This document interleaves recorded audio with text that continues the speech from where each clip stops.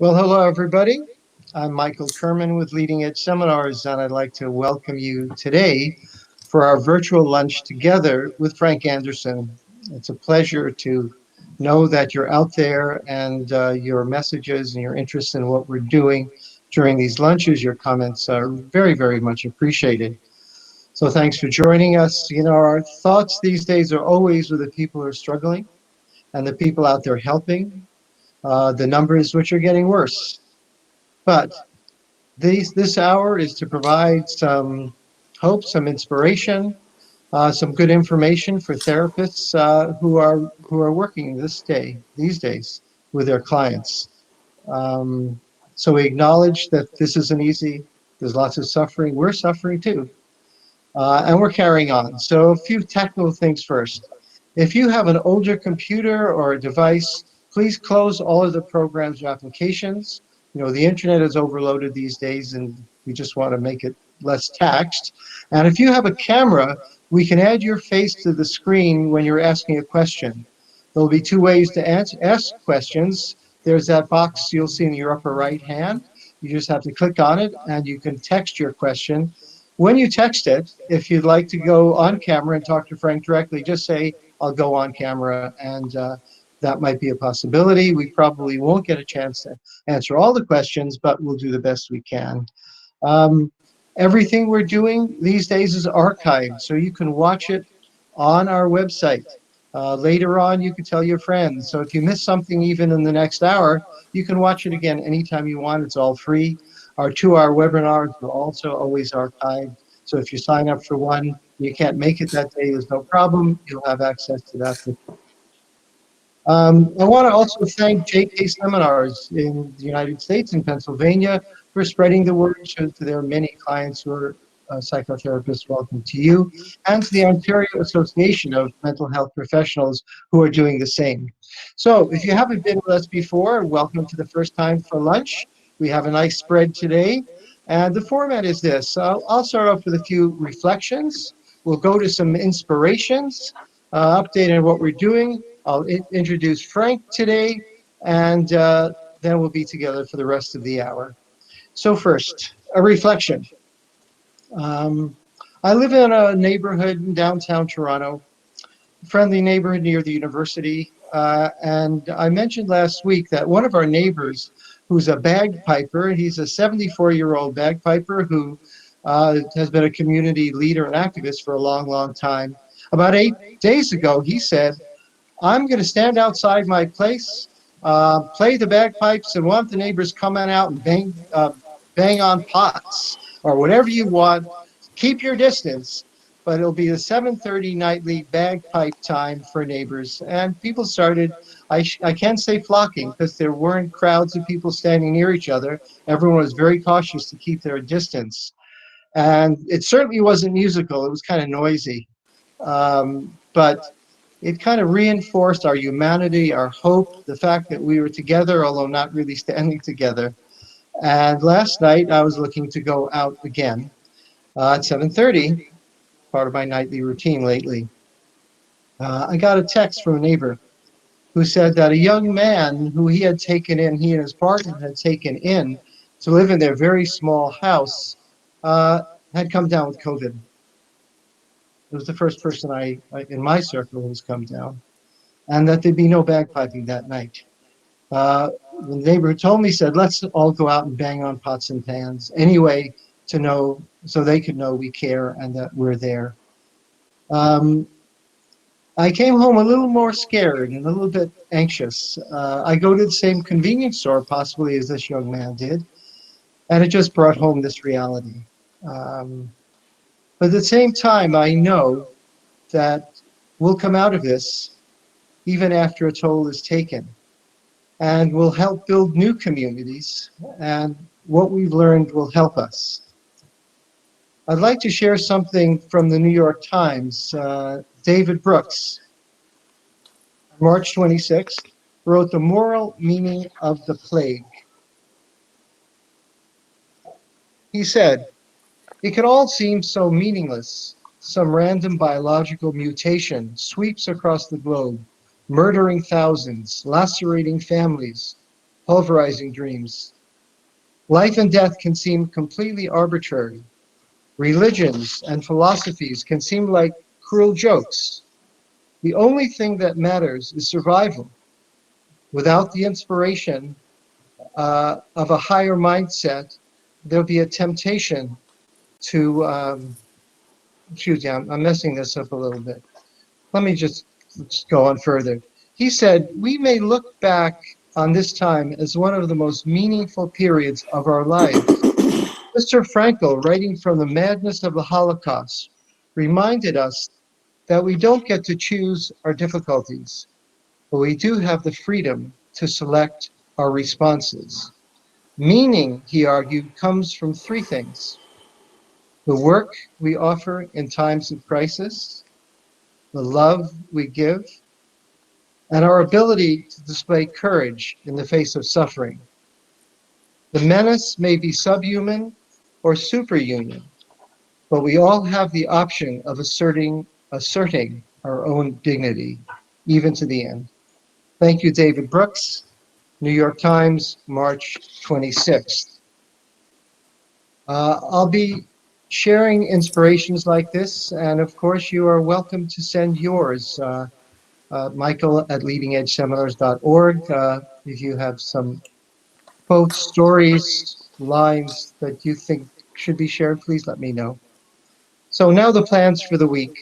You're invited to join our next three lunches. The rest of the week are three L's, not L's, three L's. Linda Graham, who's written about resilience for a long, long time and so appropriate now. And such a wonderful human being, as the other two are. Linda Lowenstein, who's taught creative interventions for working with children and play therapy, will be talking about that. And Lisa Ferencz, who's done incredible work on many things around trauma, including post-traumatic growth. She'll be with us Friday. Again, these are at noon. You just have to register, and you'll get your link, and you'll join us, I hope. Tomorrow, we're having another one of our mini webinars. These are 2-hour sessions for a low cost. They CEU eligible. And tomorrow, Marg Werenberg, an anxiety expert, will be talking about how to talk about anxiety, how to interact with anxious clients, and how to be present on an online environment. Her work has always been extremely practical, and she's a very lovely person and a great presenter. Coming up for these mini webinars, Janina Fisher, Linda Graham, and Leanna Lowenstein, and more to come. So that's that kind of news. So I'd like to say a few things about IFS, and then we'll bring Frank to the screen. First, internal family systems therapy right now is the hottest therapy going. I mean, I just say that. There are a lot of therapists interested in a lot of very helpful ways to work with people, but IFS has taken hold in a way that doesn't happen very often. It's very complex. It has such wonderful understandings of who we are and different ways of working with people that look at, well, you'll hear from Frank. It's a parts perspective. So I'll say a few things about Frank. Frank Anderson is a trainer for the IFS Institute with Richard Schwartz. He's maintained a long affiliation with Bessel van der Kolk and his trauma center. He's an advisor to the Association of Trauma Professionals and former chair and director of the Foundation for Self-Leadership. He's lectured extensively on neurobiology of PTSD, and he's a doctor and a therapist. And just here's a little Frank Anderson story. I'm telling out of school. Frank, hope you'll forgive me. Frank was here to do an intensive training in January, which seems so long ago, and he brought with him 6 program assistants, all across the United States. And they stayed in a big house with 7 bedrooms, and it had a big dining room table, and they worked very, very hard during the day. Like, it went from morning till late in the afternoon. These are very bright, intense people, all are trainers and therapists. And, it was a great group. They'd worked with Frank before. And, it was kind of an exhausting 3 days. It was very intense. So on the last morning, well, after the 3 days, I said, how was your last night? How did it go? And I had a picture of a bunch of tired people sitting around that big dining room table, maybe sipping wine, having a cup of tea, and being really exhausted from all the work they had done. They had traveled time zones to be here. They're heading home. And they said, oh, we sat in the living room on the floor with Frank and we talked and we played game and we had wine and it was so much fun. And I think that combination of intelligence and joy and being in the moment with others really personifies what I think about Frank. Frank, welcome. Welcome to our lunch. First, maybe let everyone know how it's going for you lately, what's happening in your life, how it's changed. Just bring us up to date. Yeah, well, it's great to be here. Thank you so much for having me. I love doing these kinds of things. I love being out there in the world, helping people in any way that I can. You know, I just got chills as I just said that. It brings me back to September 11th, for example. It was another point in my life when the world was in a crisis. Certainly the states were, and I was so compelled to go help. So I ran over there with a group of people and we did a bunch of work during that time. And I feel like we're in another one of those, you know. So I'm here to do what I can in my small little way to help people kind of manage and maneuver. And I love what you read this morning in the intro because I so hold that belief system that this is the way we learn and grow as individuals, as a culture, as a society, is through adversity. And we're in one again, and I so hold the belief of growth and a new place in that. So that's where I'm kind of overall sitting and holding. I'm mindful of already going through it. Like this is for us, week 3. I'm in Boston, you know, and I can see the changes and shifts in people already so dramatically within 3 weeks. Like the initial shock and freak out and panic, and then the mobilization and the resiliency. Like within 3 weeks, I'm noticing so much of that, not only with my clients personally and at home in our family. I'm doing pretty darn well. And sometimes I feel even a little bit guilty saying that. I've certainly had my moments. Like I'm one of these people who will wake up in the middle of the night. Wait a minute, I heard they're using guns. People are hoarding guns and ammunitions. I don't believe in guns. What am I going to do? How are we going to protect ourselves? So I get into these panic moments in the middle of the night. You know, darkness is something that kind of activates something for me. But most of the days it's light. I'm helping. People are resilient, and we've had some of the best family time ever. You know, which is really bizarre because I bet, you know, our most precious family time has always been on vacation because everything goes away, all the stress goes away, and you're in this unique environment. And this a little bit feels like an extended family vacation because everything else has gone away, you know, and we're just hanging out, having dinner, going for walks, and being a family together. So there's been some jewels already in this time. And then I sit with clients all day or do online webinars and or watch the news, God forbid, and get exposed to the reality of what's happening also out there in the world, which is pretty dramatic and pretty extreme. So I feel holding both, holding the range is really what I'm sitting with right now, in that way, kind of the jewels and the tragedy. I know you just finished an interview with a client, not a session with a client, and obviously it was out online. How's it going with clients? Were you seeing some of them in person, and how has that changed? And what's different about this now in terms of either the issues or how it is to work with them? Just your impressions. Well, you know, it's interesting. There's a range. That's what I'll say. I do have a private practice where I see people in person. I work 3 days a week right now in the office, But in amongst that, I've always had a group of people that I've done remote sessions with anyways, because I have people seeing me from all over the world. So I've done probably 5 hours a week of remote, 5 to 6 hours a week of remote sessions. So for me, the remote teletherapy thing is kind of usual. I've got all the bugs, all the kinks are gone in my systems. I have good platforms that work for me. So I'm not in that, oh my gosh, how am I going to switch my whole practice over? So that was an easier transition for me. But I've really noticed clients, this range of people, everybody now I see remotely.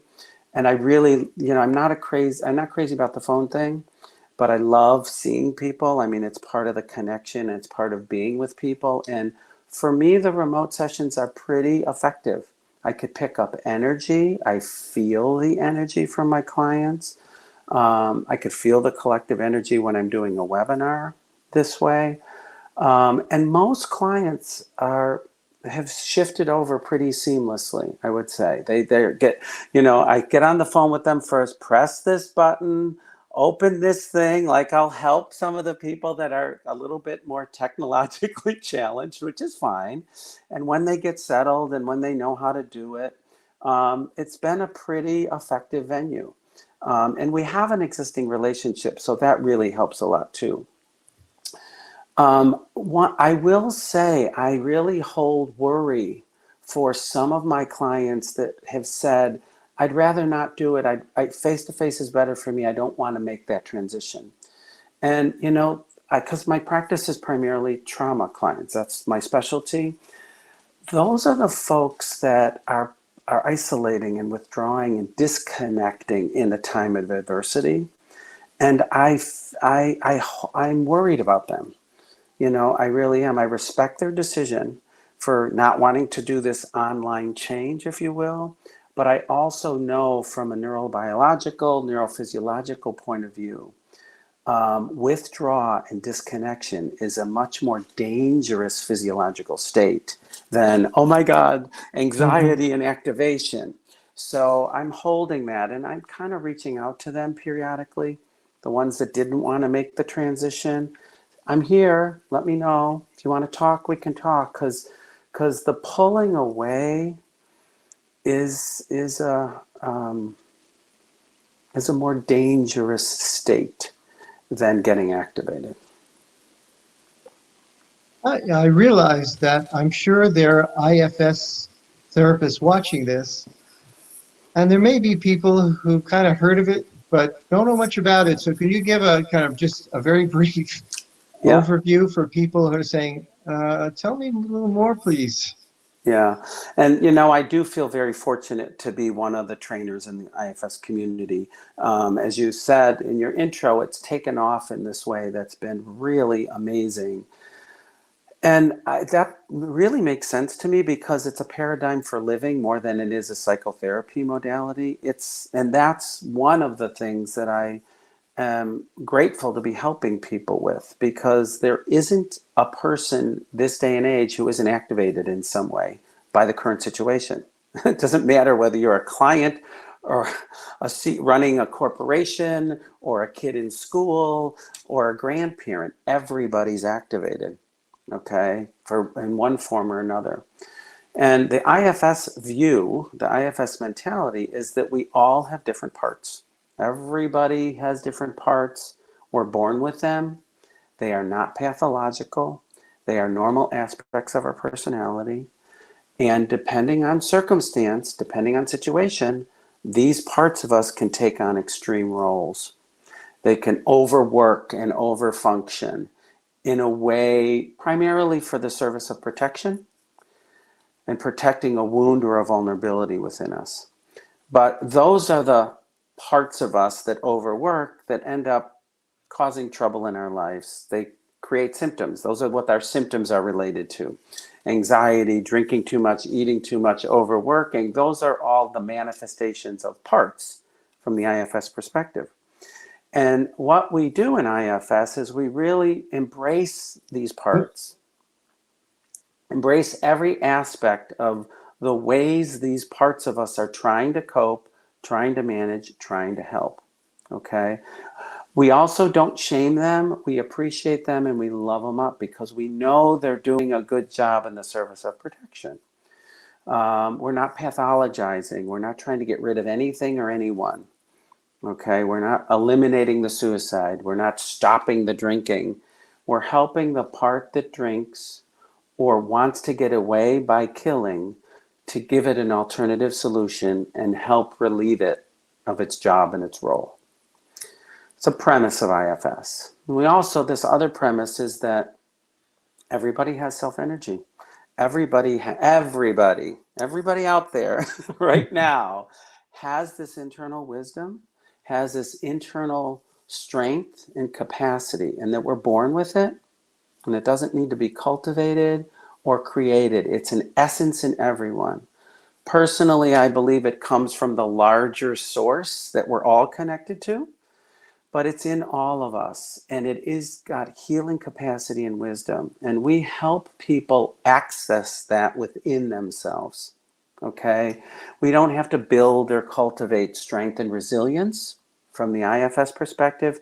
We just have to help people access that natural ability within all of us. So it's a really beautiful way of being in the world, not only helping people with mental health issues. It's a way to live life. It's a way I'm trying to live my life every day right now, working with the parts of me that get activated, letting them know that there's a self in here that can help them and love them and care for them so that they don't have to work so hard. And the last piece, Michael, that I'll say about IFS is that it has this way of healing the wounds that we all carry. And it's got this permanent quality of release so that you can, with self-energy, with the permission of the protective parts, access our vulnerability and permanently heal those wounds. And, you know, I love making this statement. I'm not only the Hair Club, and I'm going to say vice president, not president. I'm a member, okay? And I have done so much healing work personally. And it really makes a huge difference in the quality of my life. When those wounds, those places of those vulnerabilities no longer get triggered because they're not in there in the same way. So it is a healing modality as well as it's a modality for living. And I think that's why it's sweeping the nation, if you will, because people experience it, they feel it, and it's a good way to live, especially in trying times, but not only in trying times. And it can heal all of what we live through because life is kind of about working through adversity and growing from it. So it's well positioned to help our culture and community in that way. Thank you. You've talked about IFS for a long time to a lot of people. That's a wonderful statement. I have one question because we could go on and on about IFS, and I see Yeah, we're getting a sure. lot of questions. But Yeah. and you said something very interesting about the IFS attitude about the relationship between the therapist and the client. You came with a group of incredible relationship people, and Yeah. we've had a lot of workshops, and people say the research shows it doesn't matter what the therapist is, it's the relationship that matters. I know. You know, forget about the therapy, it's the relationship. Now that's a little bit glib, but Yes. what's your attitude about relationship between client and therapist? If you can be glib, so can I be glib. The relationship doesn't matter at all. Right? And of course, I don't mean that. That is not true. But yes, this is exactly right. This is one of those. Um, this is one of the ways that IFS differs. Okay. By no means do I need to say we're right, you're wrong. It's not about that. It's a different view. It's a different orientation of the therapeutic relationship. It's where IFS differs. And the reason we differ, and you know, there's a lot of beautiful, wonderful people that I respect enormously that are very much in the camp of the therapeutic relationship as curative or healing or reparative. Okay.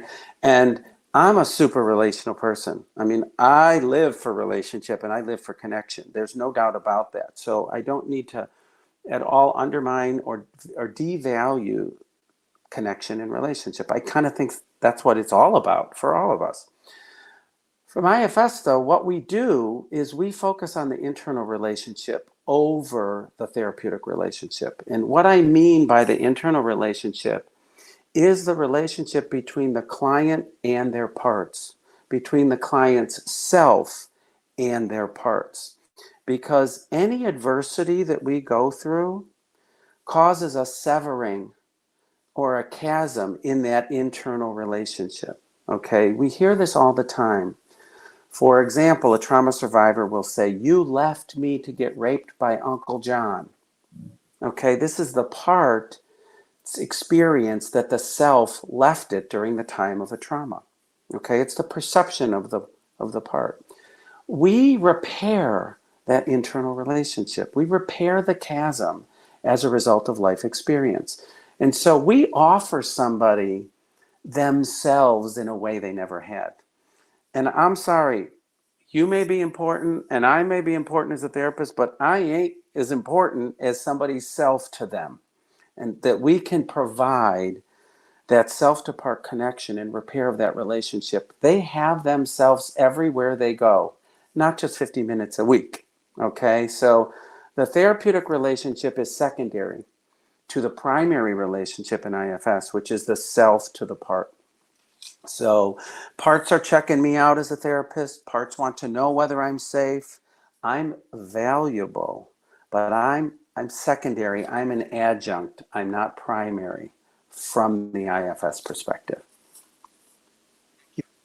We have a number of questions, and I'm going to ask Emily, who's on the boards in our control room somewhere else, if there's anyone who's ready to go on camera.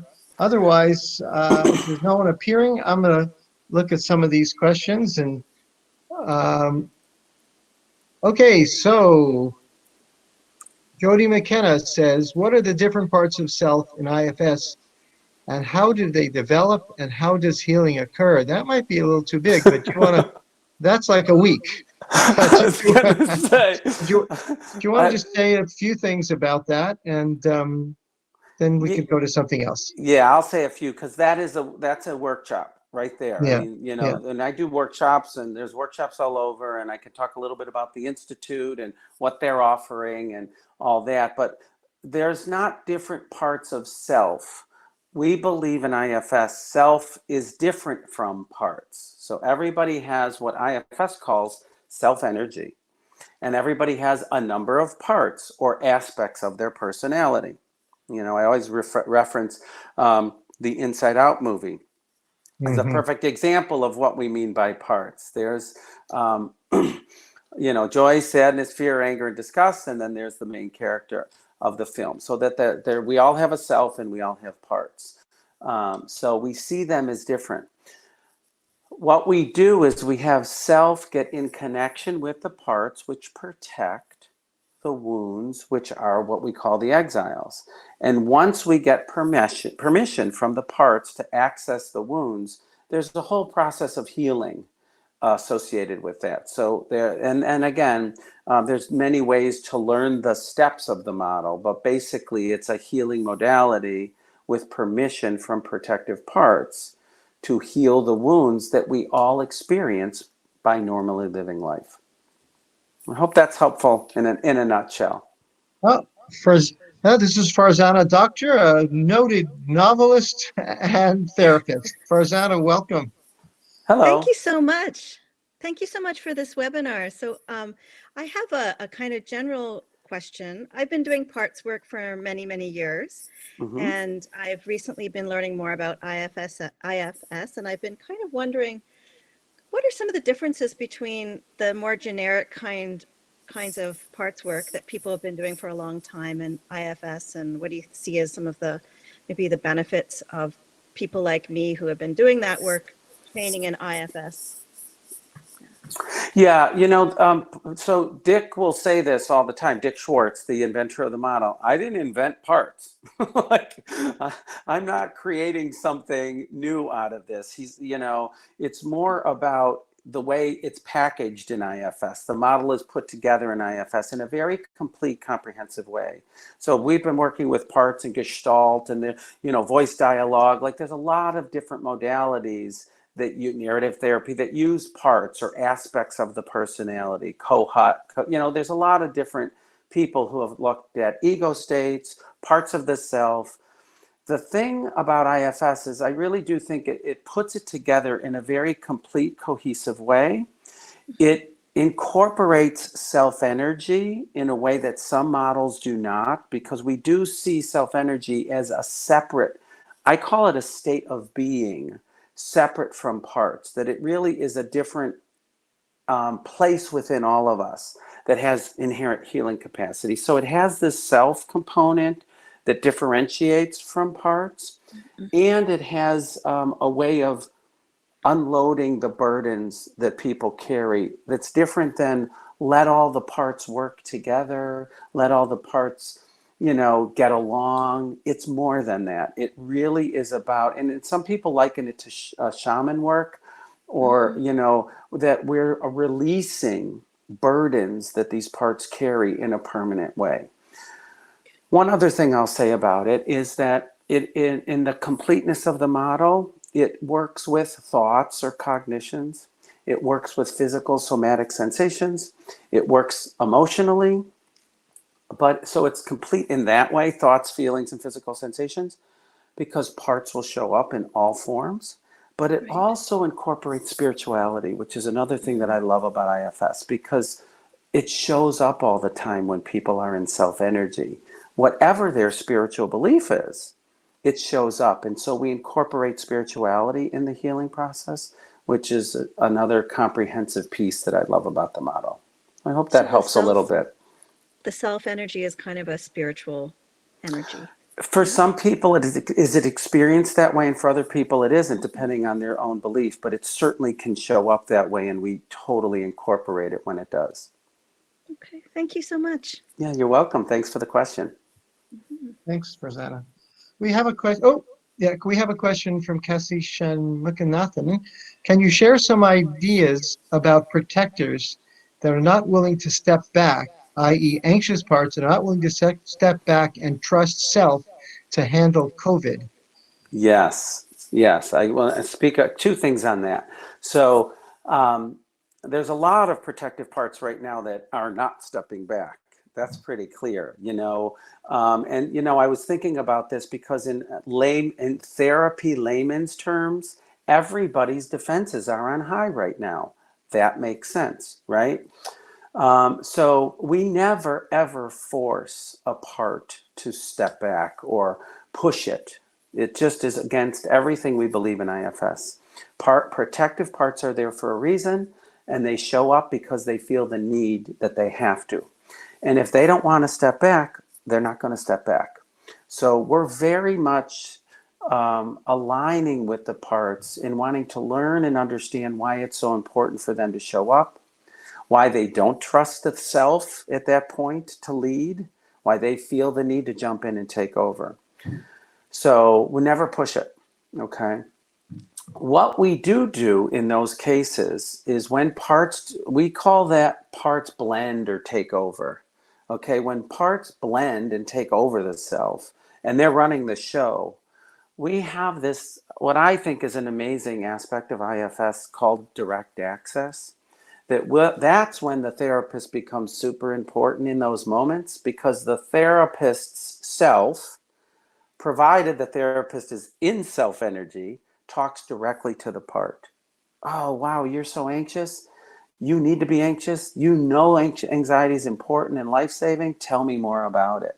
So then we have the therapist engage directly with the client's part, because there's no self-energy in the client right now. So we'll do direct access for as long as we need to do it. And when parts talk to me, they're more likely to talk to me, and they feel heard and understood and validated by me, they're more likely to relax and soften. So that's the way we handle that in IFS, because oftentimes therapists get frustrated. Oh, this doesn't work. This IFS is overblown. Forget it. I'm going back to my old ways. So that's a piece I want to say.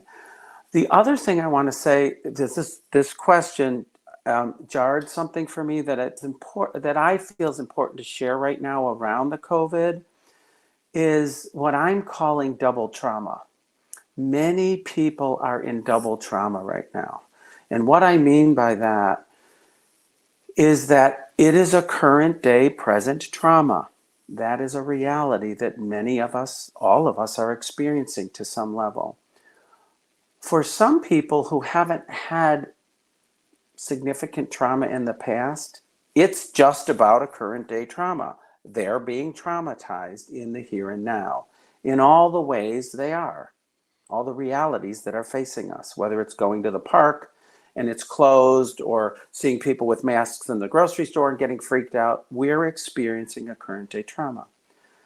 What ends up happening, though, is that the past traumas are also getting activated. Our pasts are coming up, and so we're experiencing both at the same time. And this is where it's super challenging for many of our clients. Okay, I've done so much work around the Holocaust, for example, within the last couple weeks, because it brings up being trapped and all alone, for example. It brings up feeling neglected and isolated and nobody there for me.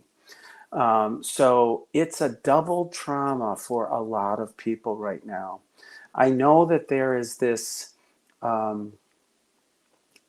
freak out that people are having, right? This exaggerated response.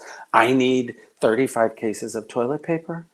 From the IFS perspective, that's mostly coming from past parts that are taking over. And that's the way we see that, is that there is this over response that's mostly being driven by everybody's past trauma that's jumping into the present day situation.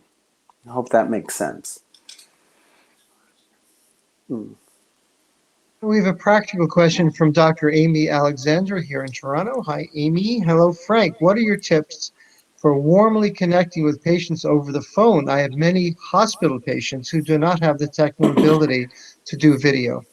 Yeah, I really do. I do some phone sessions too. So, especially in this day and age, clients and some of my older clients who have no technology, or I don't want to do it, I can't do it. Let's just talk, okay? It's surprisingly effective. Not as good as visual, but don't discount it as a modality for therapy. One of the things that Dick Schwartz will say, interestingly enough, because he does a fair amount of phone sessions, his parts, he only hears his parts. He's never seen a part, okay? And he doesn't experience them somatically so much. He hears them. So parts can show up in any number of ways. And hearing is one of the ways that they show up. So if the way you're able to connect with your client is only through listening, that is not a problem. So I would absolutely take the plunge and make the phone call. And what I say about that also, depending on your modality, is use your sixth sense, use your intuitive energy, because energy is transmitted via the phone, energy is transmitted via video, and energy is transmitted when we're sitting with someone. So you can pick up a lot from the phone if you really open yourself up to that modality. It's certainly better than not doing a session at all. I'll have people go inside. I could really do the whole IFS protocol with somebody on the phone also. And interestingly enough, I'll say, was it Amy who asked this question? Mm-hmm. Sometimes what happens, and this is especially with my more kind of clients who struggle with DID, or clients who have a lot of shame and attachment trauma, some of those parts will share more because they don't have to be seen. So they're willing to say more and be, exposed more because they don't have to deal with the shame of being seen. So sometimes even in phone sessions, stuff has come up that would have never come up face to face. So don't underestimate the value of that, because parts say, oh, good, this is an opportunity for me to say it without having to deal with the repercussions of the visual. So it's got value in that way also. Great, thank you. Mm-hmm. Candace Stryker writes with this question: I'm working with recovering addicts.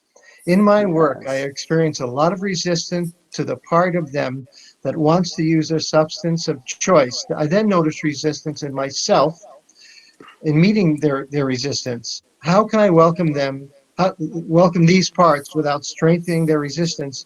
And whoever's in the screen, you just have to hold on for a few minutes. Is that Unless you're Candace. Are you Candace? Uh-oh, we can't hear we you? can't hear you.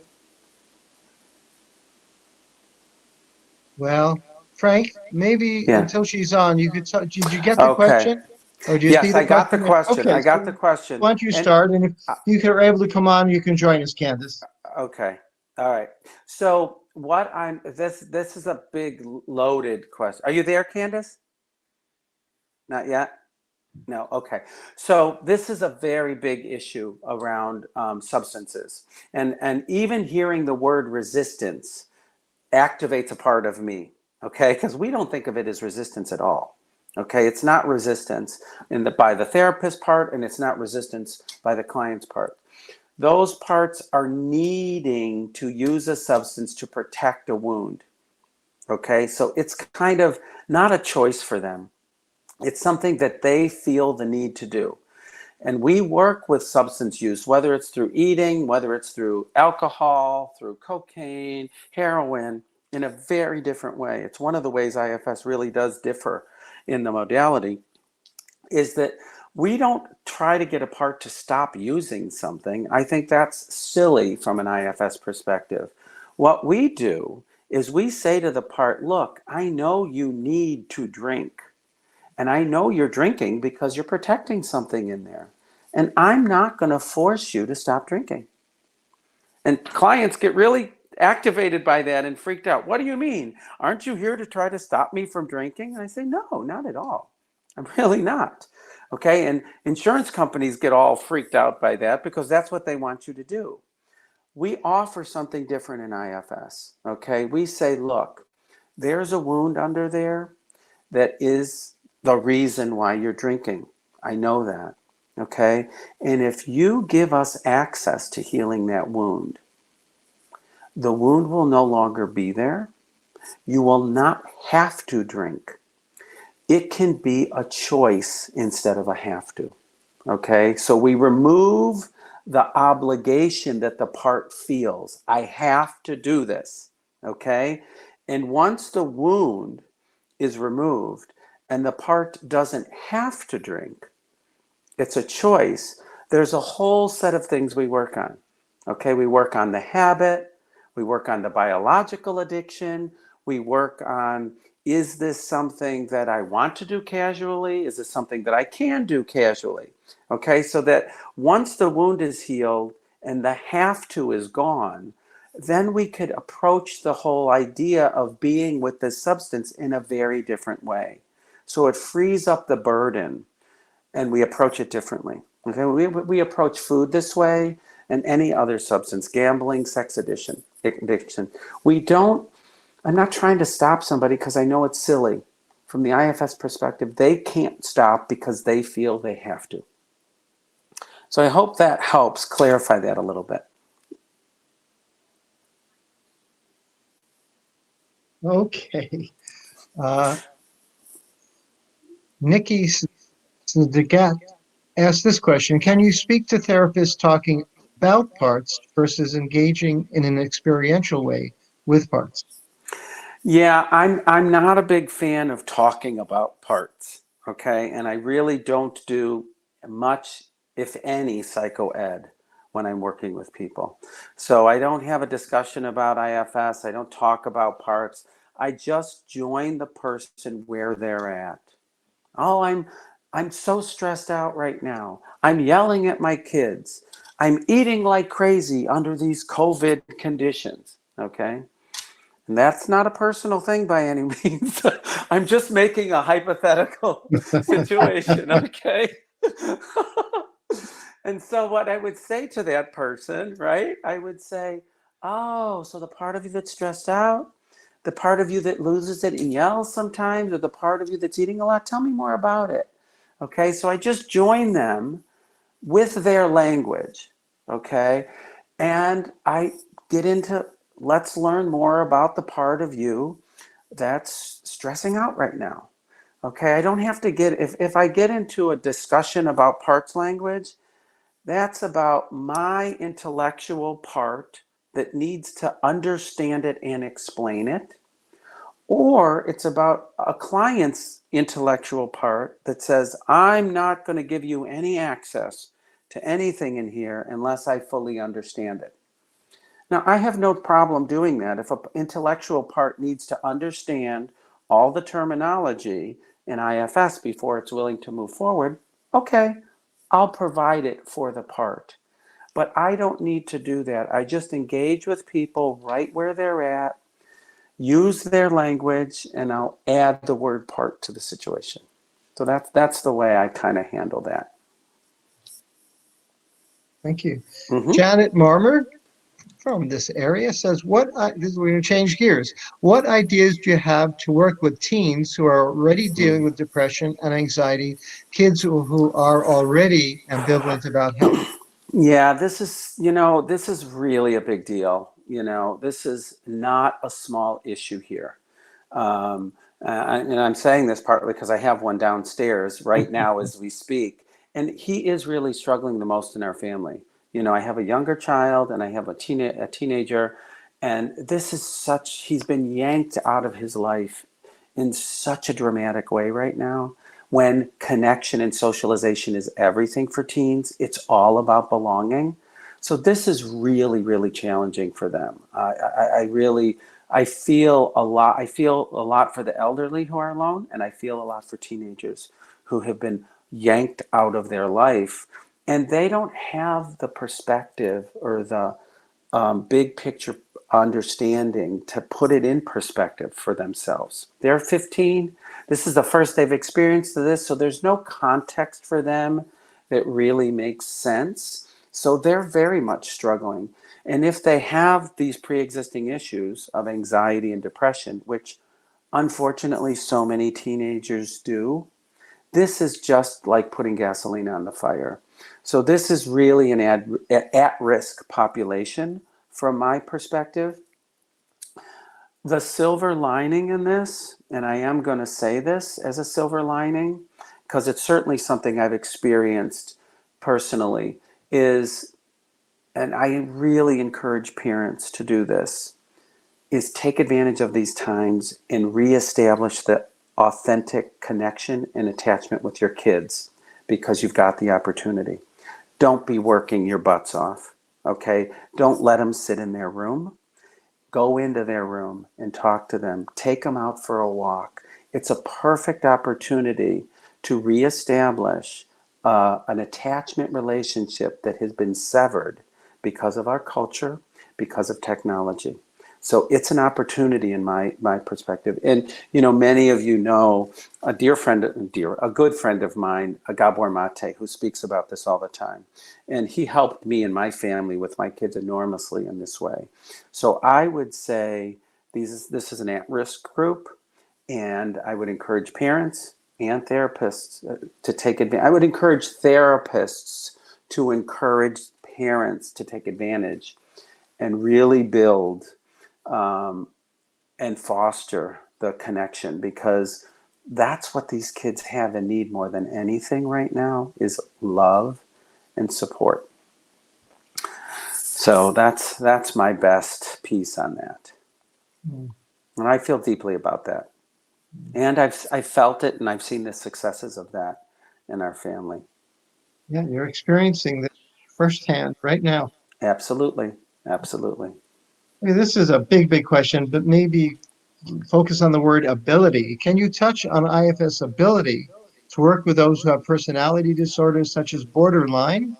Thank you, Angie Lang, for asking that question. Yeah, and thank you for activating Frank's parts. Here's what I mean by that. Is it Angie? Okay, Angie, yeah. Yeah, here's what I mean by that, Angie. I'm not a big fan of personality disorders, okay? Especially borderline personality disorder. That's a part of me, because I've never met somebody who was given the diagnosis of borderline personality disorder who doesn't have a trauma history. And it's that, for me, these personality disorders are very pathologizing, and they really don't take into account the different range of parts and the valuable intention of each part. Okay, it's a way to, you know, it's a way for therapists with countertransference to talk negatively about their clients, in my view. Okay, and I'm not saying anything about you specifically, Angie, at all, because that's what our field does. Our field pathologizes parts, in my perspective. And IFS absolutely works with personality disorders, and we don't even call them that. Like, for example, narcissism, borderline, you can use any of them. There's a part that feels inadequate. There's a part that pushes away closeness. There's a part that gets anxious if closeness comes too quickly. Okay, so what we do in IFS and all of those symptoms of personality disorders, and you can take any one of them, we really see them as different protective aspects of any personality. And we don't think of them as permanent personality traits. We think of them as parts that can be healed and let go of their roles once the wound is healed. So we definitely work with them, but not in the way that most all of us, including myself, have been taught from our training to see it in that way. Okay. Thank you, Frank. Yeah. That's a good answer for the whole question of labeling and how we understand people. I remember Sandra Butler, the great feminist writer, who about 40 years ago said, borderline personality disorder is a sophisticated insult. Yes, it totally is. That's exactly right. Who wants it, right? Pick me, give me some. Like it's yeah, that's exactly Anyway, right. Katina Watson asked you a different kind of question about IFS availability and therapists. She says, I have had difficulty referring to an IFS therapist in other cities, as many endorse the approach in their listing, but have no training. I have found one can read and easily understand the concepts, but do not know how to actually do it. In therapy, can Frank comment on this?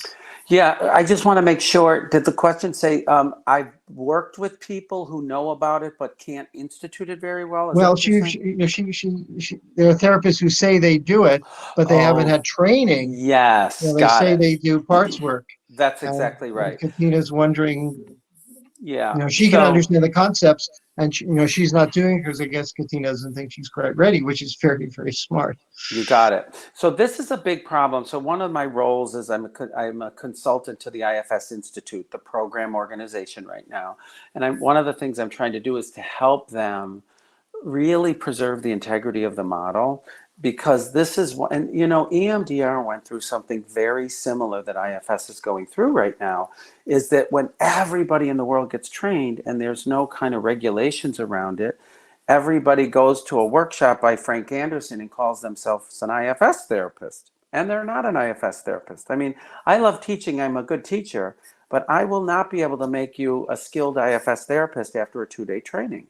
You're going to get some concepts, you're going to get an understanding and an overwork, maybe do a little practice, but you really can't incorporate it, especially to the points of healing, in any effective way unless you really do the training, okay? And this is why we do hold the training in high regard. The training is a year, it's a year-long training. It's every other, a weekend, every other month for a year. And it's an immersion training, okay? It's a training of immersion. People feel it, they experience it, they live it. We also have these week-long, immersion retreat style trainings, we call them. So you do 1 week immersion, and then 3 months later, you do another week immersion. And when you do level 1 training, we expect that you should be able to, our goal is that you come out and you can effectively do it. You're not great at it, but you certainly can effectively do IFS therapy. The flip side I'm going to speak to for a minute here is that because right now it's next to impossible to get into an IFS training. I mean, I know in Canada, for example, they've been dying for trainings for years and we haven't been able to get one there. Okay, so what's been happening, and I'm so grateful for this, honestly, is that people are having workshops all over. So at least we can provide something short of an IFS training in these other modalities. So we're giving people as much as we can, short of a training. And that's really useful. So I feel like we're filling a hole in a gap right now, and that you can get as much training as you can. So I see it on both sides. I really feel like you want to really be effective at it, do the level 1 training. Oh, you can't get in right now because there's no room. There's a number of different ways. One of the things that I'm doing, and Michael, you're one of the people, and I'm really grateful to you for this, is moving from those 1-day workshops to these 3-day experiential trainings. Because as you mentioned in January, you give people 3 days, you bring in assistants, and you start letting them experience it. They go, oh, I get it. So that's going to let them go back into their therapy offices and do it differently when they experience it. The other thing I will say is when you're in IFS therapy, you learn it in a way like no other too. So that's another way to get it, to learn it, is to do it. But trust your wisdom. I'll say trust self-energy, trust your inner wisdom. If it doesn't feel authentic, it isn't. Just because somebody says manager, firefighter, exile, doesn't mean they're an IFS therapist. And you want to trust yourself in that. So it's kind of a journey. It's not manual, do this, Not at and all. clients will magically do better. That's exactly We have right. a number of questions, but we're running out of time. So I want to say a few things to close. First, this is available to watch online for everybody on our website from this afternoon. So if you had a technical problem, I know some people did, please just view the video on the website, www.leadingedgeseminars.org, and you can see Frank all over again and my face on the screen, and pick up things you might have missed. Everything we do in the next while will be archived, including Frank is going to do in a few weeks one of these 2-hour mini webinars, just like first aid right now for people doing IFS. That description will be online. And then Frank, instead of coming to Toronto on April 23rd and hosting a 2-day workshop, like the one you've described in terms of going through the basic understanding, getting people started or moving them along on this journey, that's all going to be online and interactive, and we've got the price and a half and everything to make it more accessible to people. So there'll be more Frank with us, and it's always so great. And I want to thank you so much, and also remind people there is a poll in your upper right-hand corner. It takes about 30 seconds to fill out. We'd like to know your satisfaction, how the technical parts of this work, and again, thank you for being part of our community, everyone watching. And Frank, have a great day in Boston, and we'll see your face in a few weeks again.